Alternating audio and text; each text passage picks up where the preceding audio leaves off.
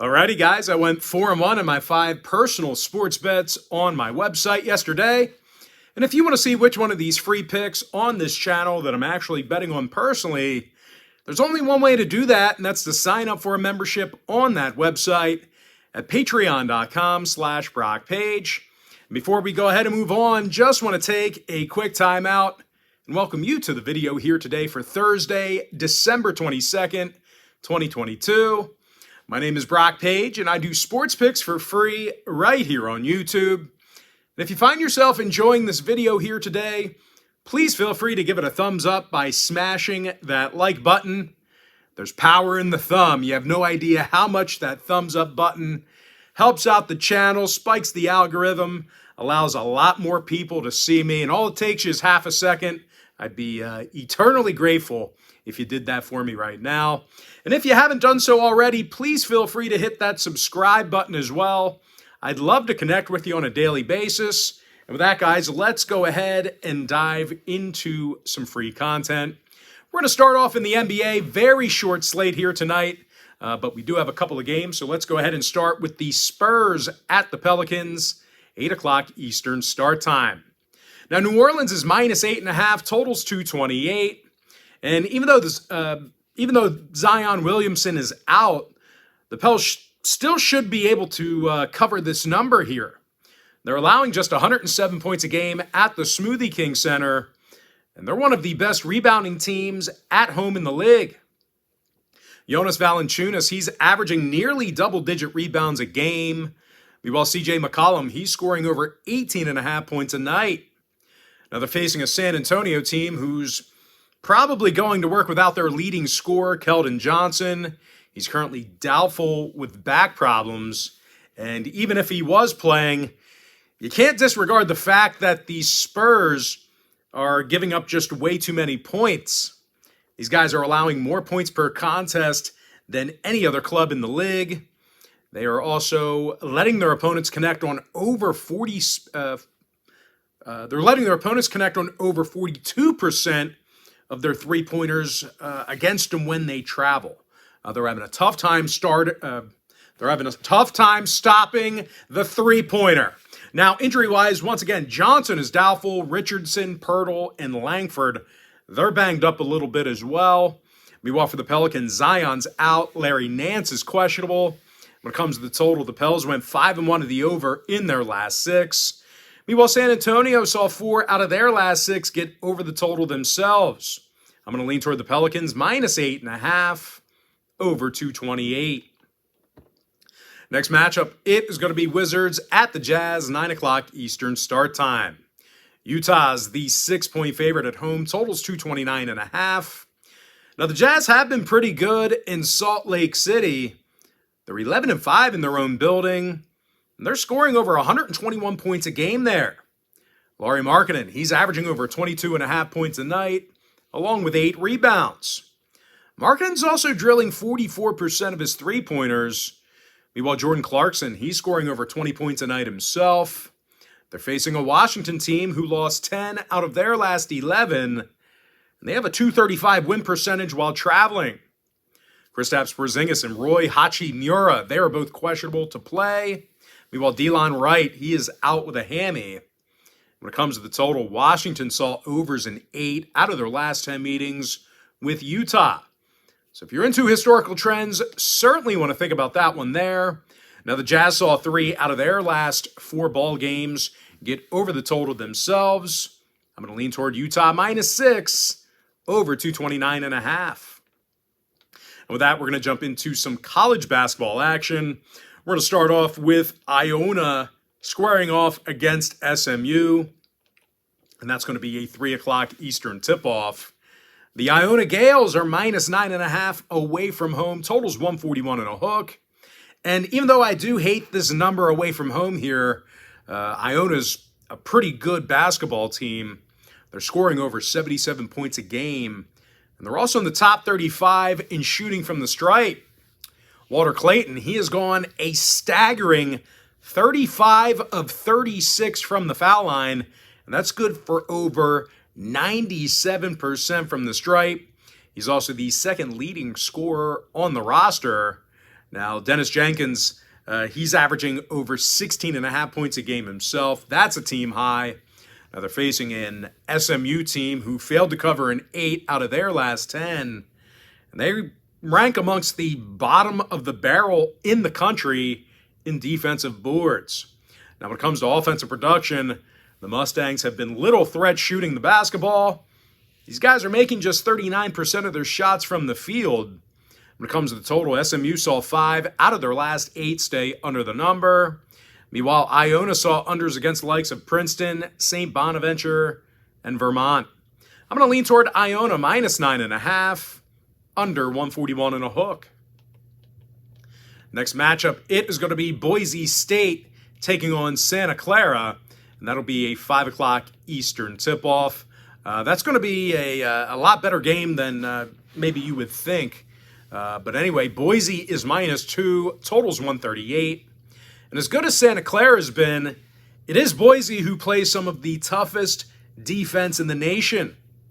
These guys allow just 57 points a game, which ranks in the top 10 in the country. They're also in the top 10 in defensive field goal percentage, and they're limiting their competition to only 26% shooting from three-land. When it comes to offensive production, Marcus Shaver scoring over 14.5 points a game, along with 7 rebounds. Now, keep an eye on Shaver's status here. He is questionable.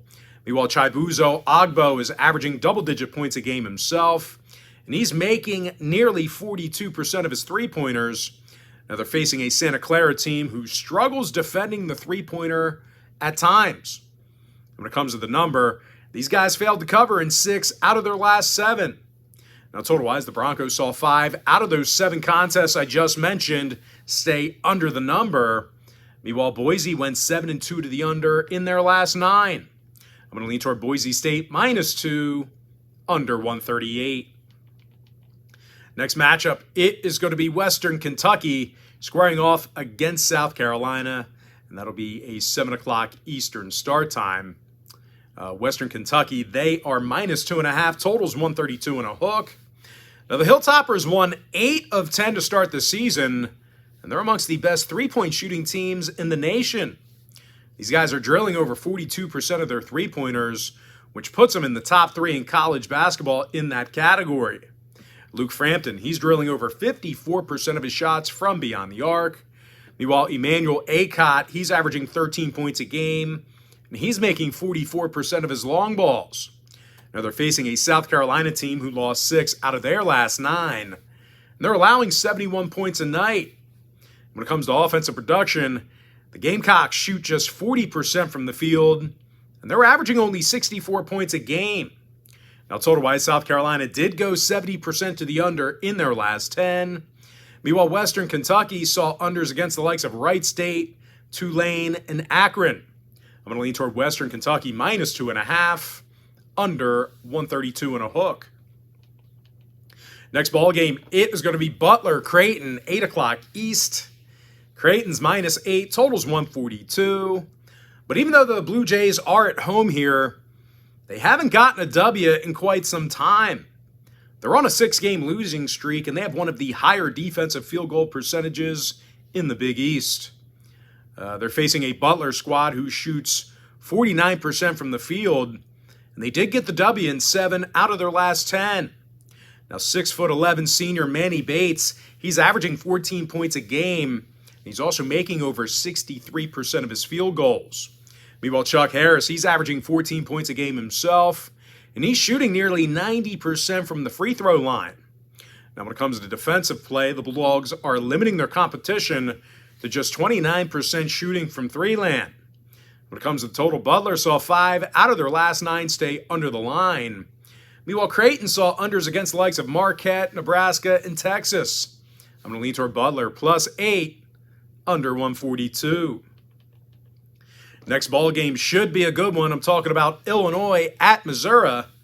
I'm sorry, let's try that again. Start over. Illinois taking on Missouri, 9 o'clock Eastern start time. Now, Illinois is minus 6 with the total at 153.5. Now, both schools have real good qualities that make it tough to handicap this game. Now, for Illinois, they're allowing just 62 points a game defensively, and they rank in the top 25 in defensive field goal percentage. They're actually limiting their competition to just 38% shooting from the field. Meanwhile, on the other side of things, the 10-1 Missouri Tigers, they're one of the best scoring teams in the nation. They're making 51% of their field goals, and they rank in the top 5 in points per game. Now, when it comes to the total, the Tigers saw 7 out of their last 10 get over the number. Meanwhile, Illinois saw overs against the likes of Texas, UCLA, and Monmouth. When it comes to selecting a winner in this one, this game's being featured as my college basketball tier package bet on my website at patreon.com/BrockPage.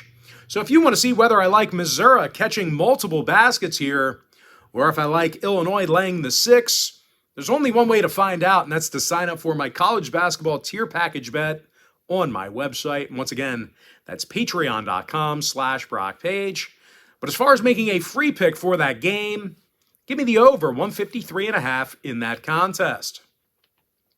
Next matchup, it is going to be Loyola Chicago taking on Stanford, 10 o'clock Eastern start time. The Stanford Cardinal, they are minus 6.5, totals 126.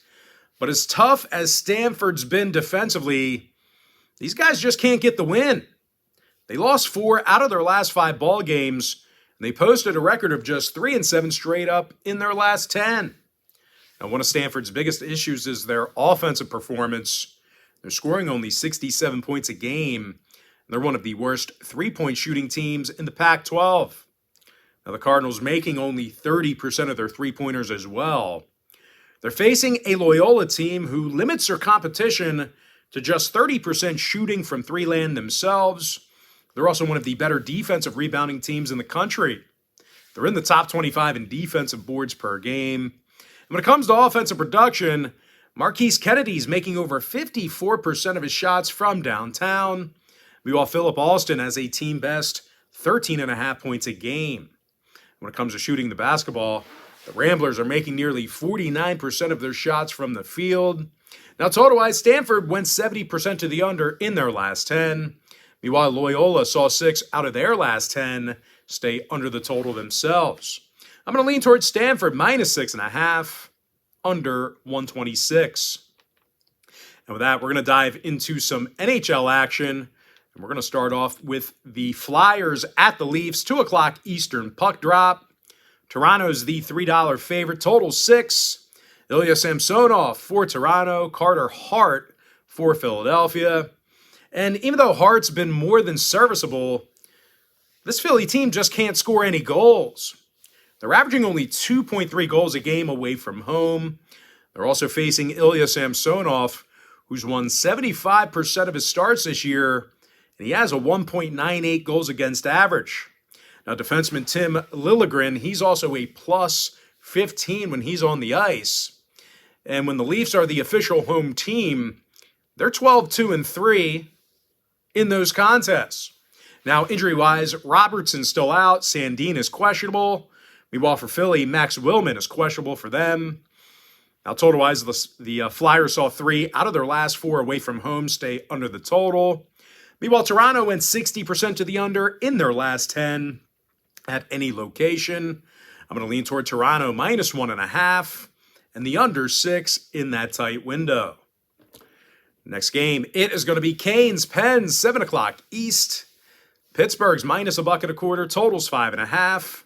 Tristan Jarry for Pittsburgh, Pyotr Kochetkov for Carolina. And even though Kochi's been nearly unbeatable, the Canes don't score enough on the road. They're averaging only 2.8 goals a game in their travels. They're also facing Tristan Jarry, who's been real tough to score against himself. Tristan's 15-3 in the crease with a .922 save percentage. When it comes to offensive chances, the Pens are getting 37 pucks on net a game in Pittsburgh. Sidney Crosby leads the club in goals, assists, and points. Meanwhile, Yevgeny Malkin and Jake Gensel, they have 65 total points between the both of them. Now, injury-wise, Archibald and Poling, they are questionable for the Pens. Meanwhile, for Carolina, Andre Case is still out. Sebastian Aho is questionable. When it comes to the total, the Canes have gone 13-6 of the under away from home. Meanwhile, Pittsburgh saw 5 out of their last 7 at the PPG Paints Arena stay under the line. I'm going to lean toward Pittsburgh minus $1.25, under 5.5. Next game, it is going to be Islanders Rangers, 7 o'clock Eastern start time. The New York Rangers are minus 160, totals 5.5. Igor Shesterkin for the Rangers, Ilya Sorokin for the Isles. Now, Sorokin's got double-digit victories on the year, along with a .926 save percentage. And no real surprise here, guys. The Isles are allowing just 2.7 goals a game. Defenseman Ryan Pollock's a +9 when he's on a shift. Meanwhile, Brock Nelson leads the club in goals with 15. Now, they're facing a Ranger squad who actually plays their worst hockey at Madison Square Garden. Out of 17 home games, the Rangers picked up the W just 7 times. And no real surprise here, guys. The Rangers are averaging only 2.8 goals a game in front of their home crowd. Now, total-wise, oddly enough, I do think this one does have the ability to get over the number. The Rangers saw 6 out of their last 10 outings get over the total. Meanwhile, the Isles are 4-2 to the over in their last 6 away from their home ice. I'm going to lean toward the New York Islanders, +140, over 5.5. Next game, Caps, Sens, 7 o'clock East. Washington's minus $1.20, total 6.5 goals. Charlie Lindgren for Washington, Cam Talbot for Ottawa.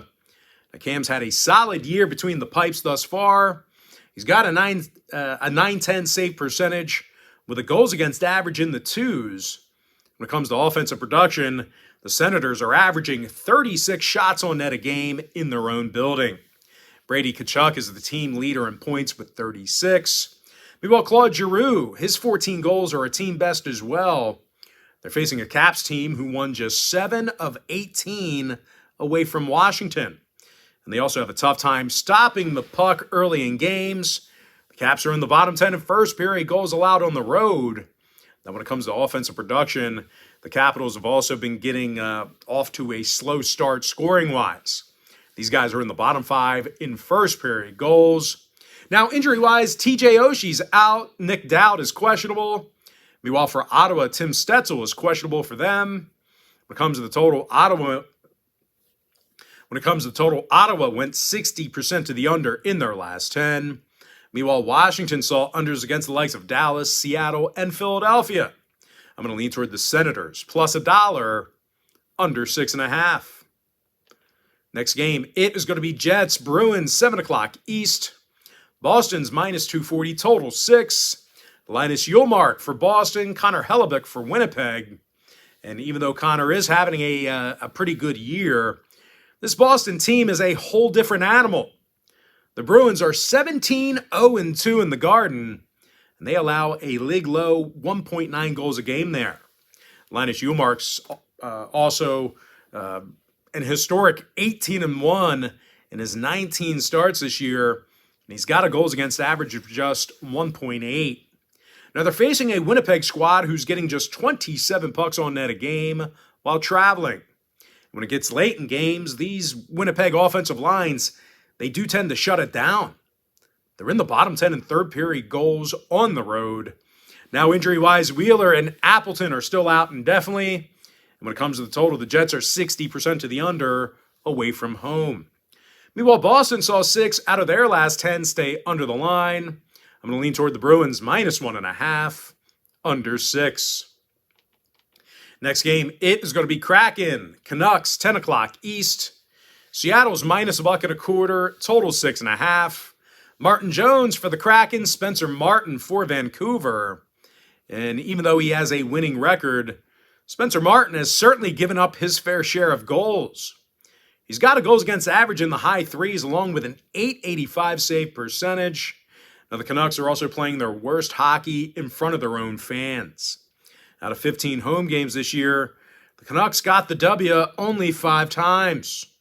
They're facing a Seattle club who's actually one of the best road scoring teams in the game. The Seattle Kraken, they are actually in the top 3 in the NHL in goals per contest away from home. And they're led by Jared McCann, who has 15 goals on the season. Now, when it comes to defensive play, the Kraken's limiting their opponents to just 27 shots on goal a game. Martin Jones is currently 14-5 between the pipes, with a goals against average in the twos. Now, injury-wise, Seattle's mostly healthy at the moment. No significant scratches I can report to you, at least for now. Meanwhile, for Vancouver on the other side, Elias Pettersson, he is questionable for them. When it comes to the number, Vancouver saw overs against the likes of Calgary, San Jose, and Montreal.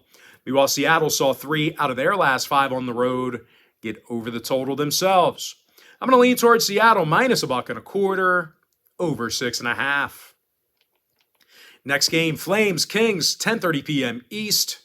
Calgary's minus 120, total 6.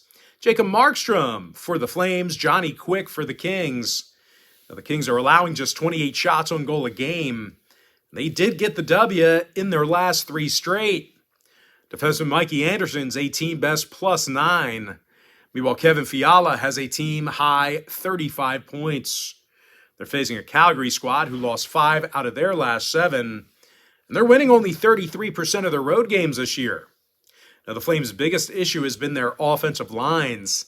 These guys are averaging only 2.8 goals a game in their travels. Now, when it comes to the scoring, Calgary did go 7-3 to the over in their last 10. Meanwhile, LA saw overs against the likes of Columbus, Ottawa, and Arizona. I'm going to lean toward Los Angeles plus $1, over 6. And with that, we're going to jump into our next and final matchup. It is going to be Wild at the Sharks, 10:30 p.m. East. Minnesota's minus 165, total 6. Philip Gustafson for Minnesota.